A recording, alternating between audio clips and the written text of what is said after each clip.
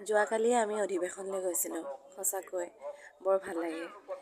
অধিৱেশন স্থলীলৈ গ'লে ঘৰলৈ সঁচাকৈ আহিবলৈ মনতে নপৰে, কিন্তু উপায় নাই।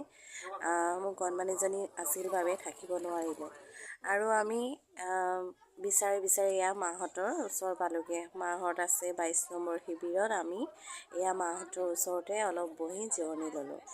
আৰু আমাৰ শুনলৈ চাওকচোন, আইতাকৰ লগত মমায়েকৰ আইতাকক লগ পালে যেতিয়া তাইক আৰু কোনে পায়। আইতাকে ইটো সিটো দিছে, তাইও ধেমালি খুব ভাল পাইছে। আজি তাই প্ৰথম গৈছে। আমিও ইমানজনীৰ পৰা অধিৱেশনলৈ গৈছিলোঁ, মাহঁতে কয়।